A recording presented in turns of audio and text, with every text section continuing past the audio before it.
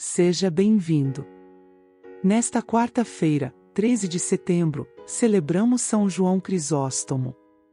São João Crisóstomo nasceu em Antioquia, Síria, na época província romana, provavelmente entre 347 e 349.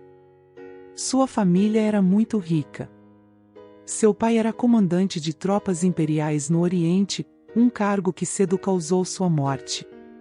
Mas a sua mãe, Antusa, piedosa e caridosa, agora santa, providenciou para o filho ser educado pelos maiores mestres do seu tempo, tanto científicos quanto religiosos, não prejudicando sua formação.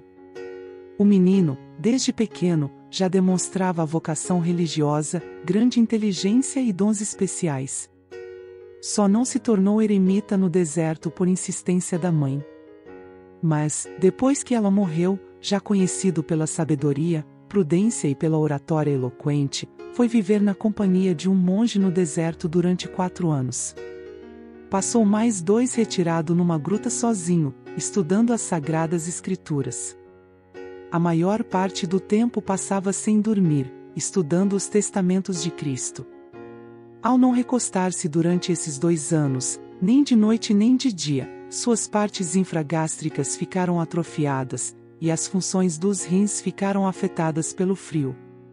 Como não podia cuidar de si mesmo, voltou ao porto da igreja.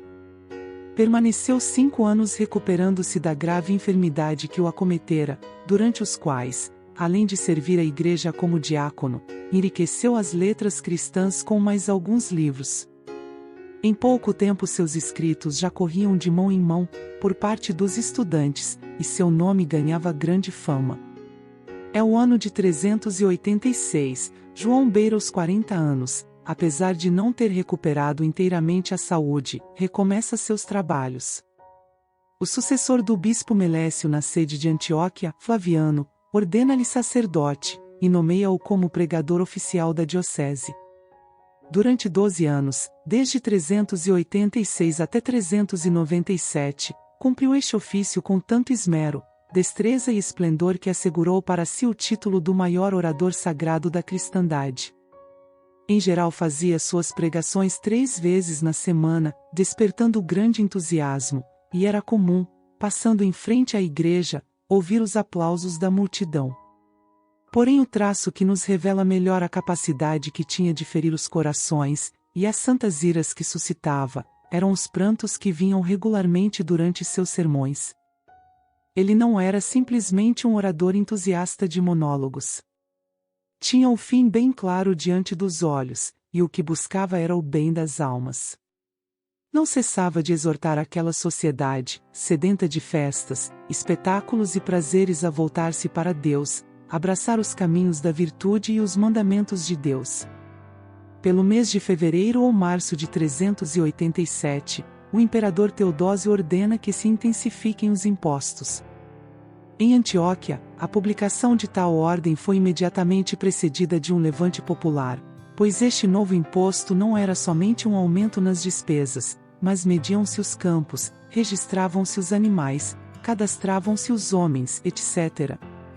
A população levantou-se violentamente. Quebraram as estátuas do imperador, e arrastaram por praça pública efígies da imperatriz e de seus filhos. O levante durou 3 horas, mas as consequências logo se fizeram sentir.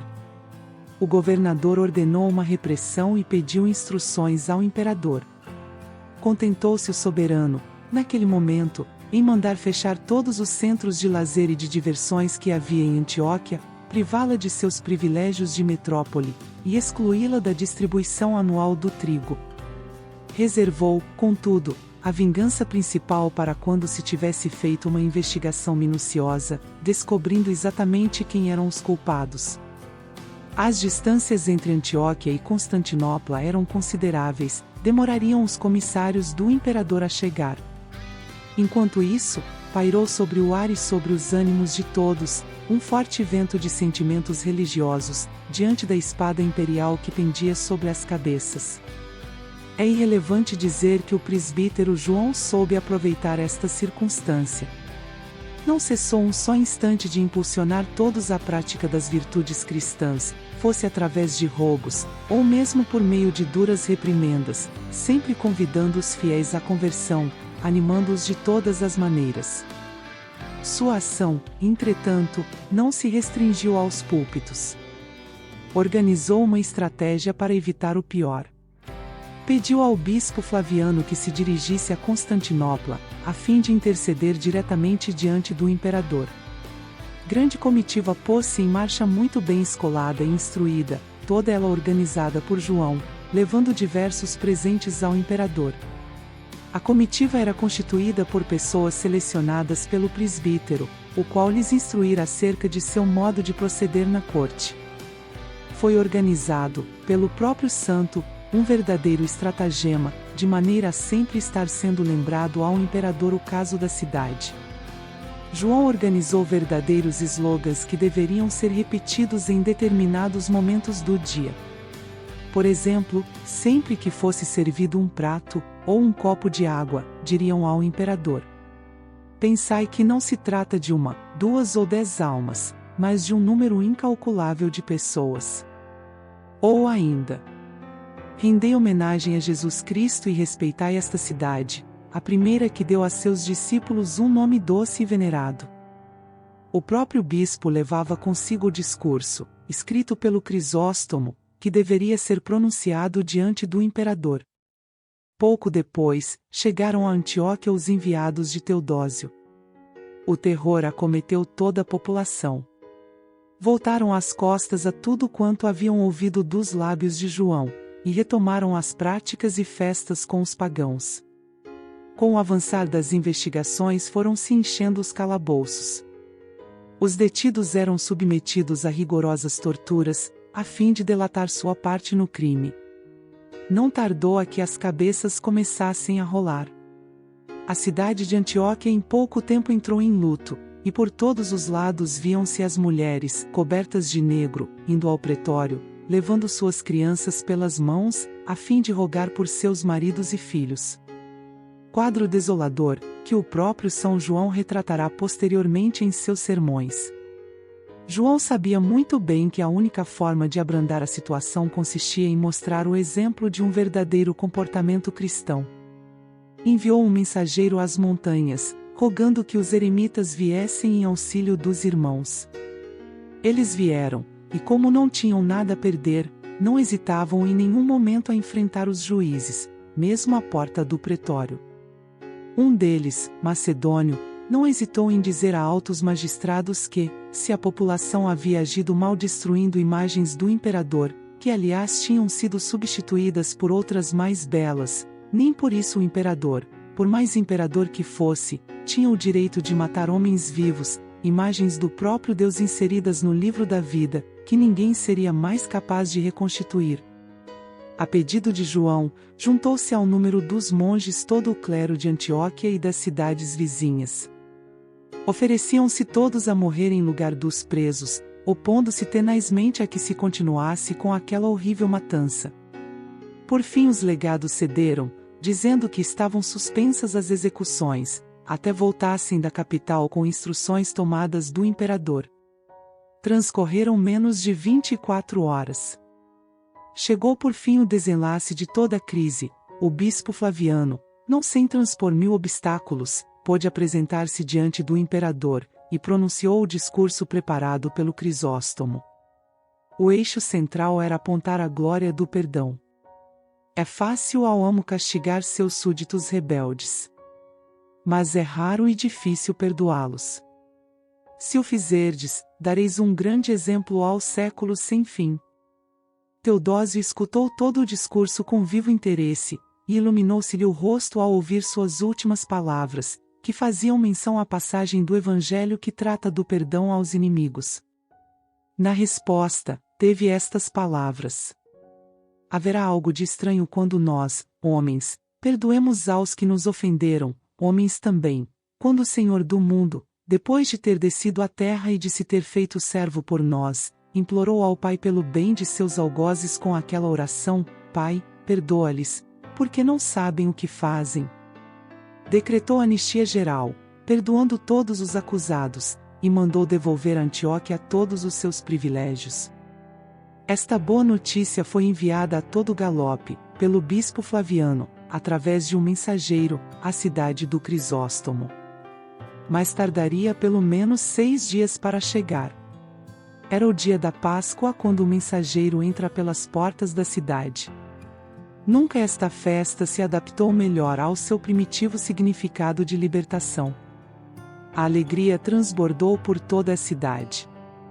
Ornaram-se as praças com flores, os prisioneiros libertados foram recebidos com clamores de júbilo.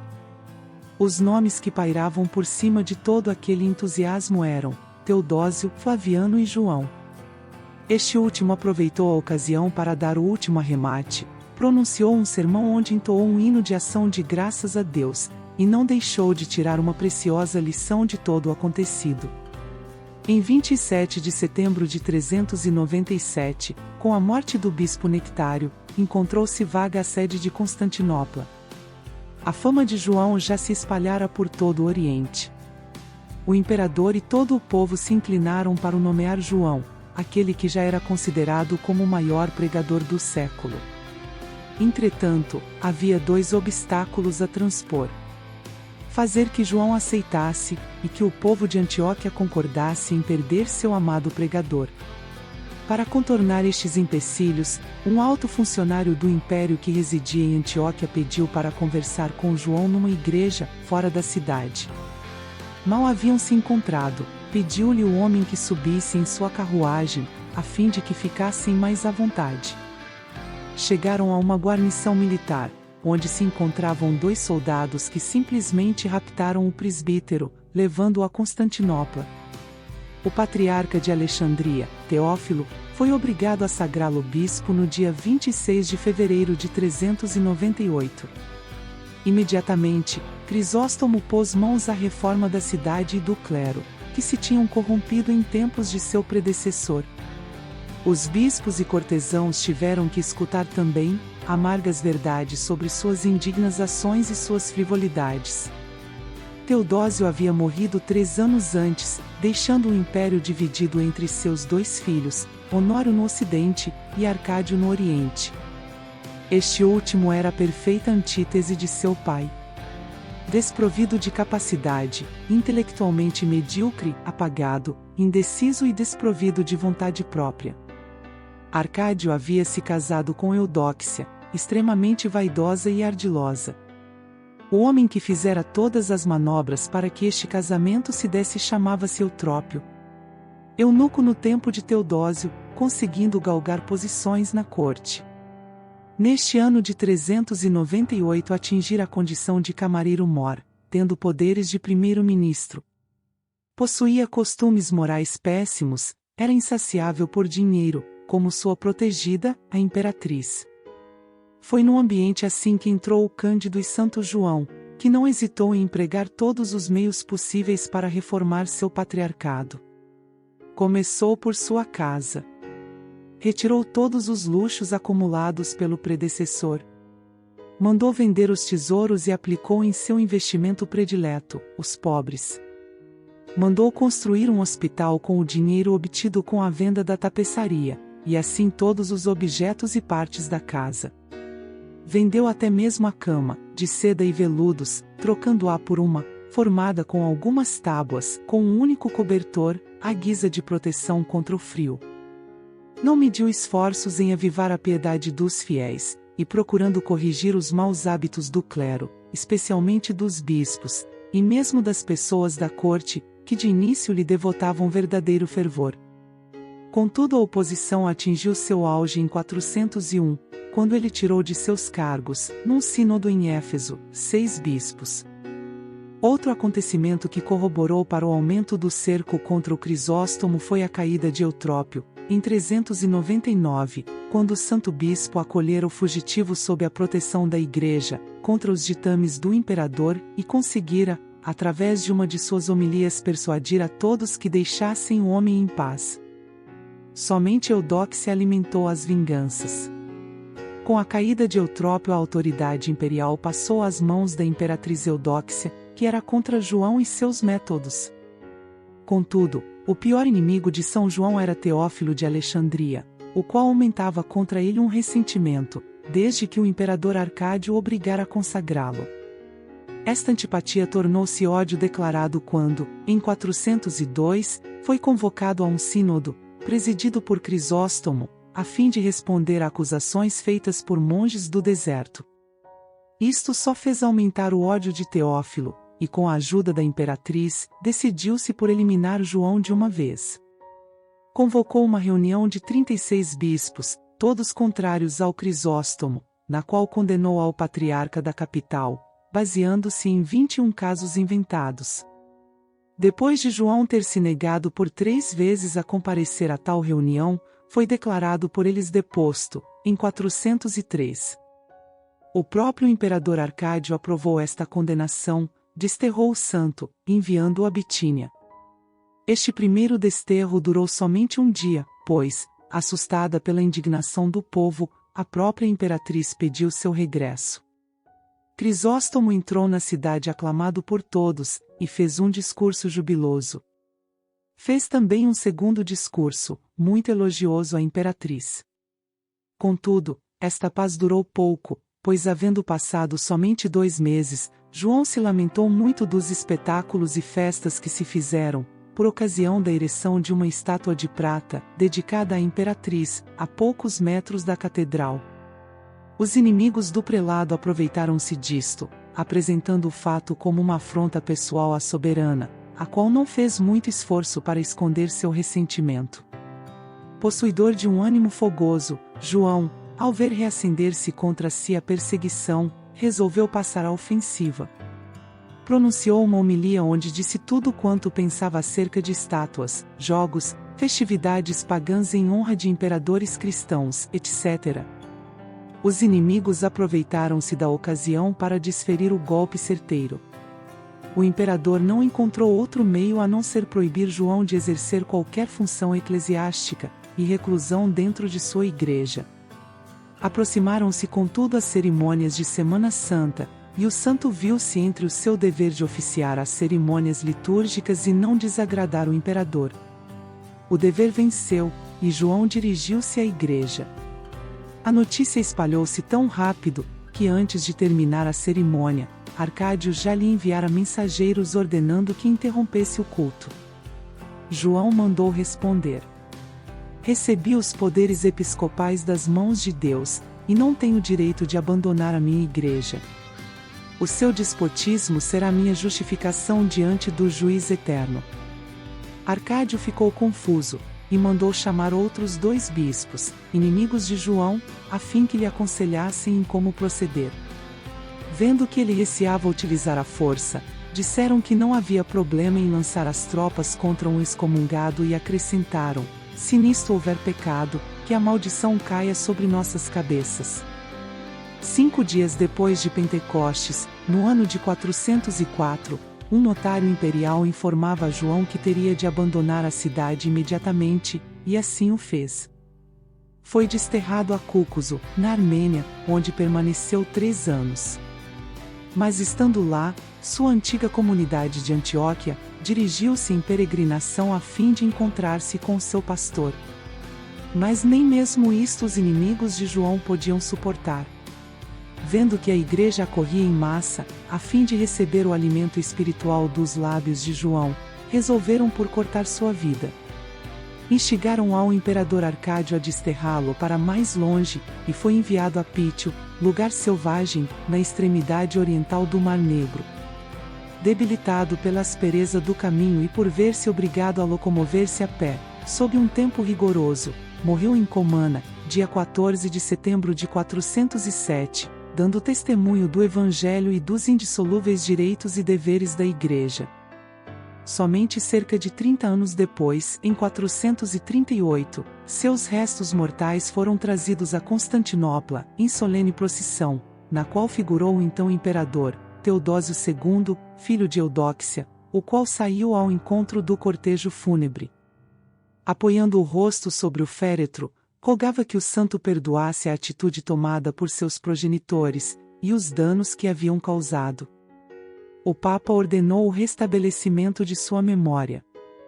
O corpo de João Crisóstomo foi trazido de volta a Constantinopla em 438, num longo cortejo em procissão solene. Mais tarde, suas relíquias foram trasladadas para Roma, onde repousam no Vaticano. Dos seus numerosos escritos destaca-se o pequeno livro, Sobre o Sacerdócio, um clássico da espiritualidade monástica. De todos os padres gregos, nenhum deixou uma herança literária tão copiosa como São João Crisóstomo.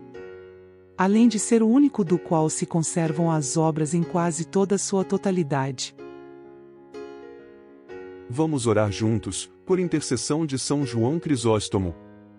Ó Senhor Jesus Cristo, abre os olhos do meu coração para que eu possa ouvir a Tua palavra. Que eu entenda e faça a Tua vontade, pois sou um peregrino na terra. Não escondas de mim os Teus mandamentos, mas abre os olhos, para que eu possa perceber as maravilhas da Tua lei. Fala para mim as coisas ocultas e secretas da Tua sabedoria. Em Ti coloco minha esperança, ó meu Deus, de iluminar minha mente e meu entendimento com a luz do Teu conhecimento. Não apenas para valorizar as coisas que estão escritas, mas para realizá-las, pois Tu és a luz para aqueles que jazem nas trevas, e de Ti vem toda a boa ação e toda a graça. Amém.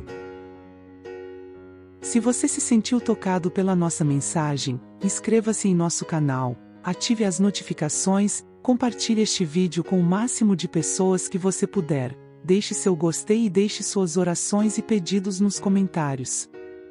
Obrigado pelo seu gesto de carinho com este canal. Que o seu dia de hoje seja abençoado e repleto de conquistas. Em nome do Pai, do Filho e do Espírito Santo. Amém.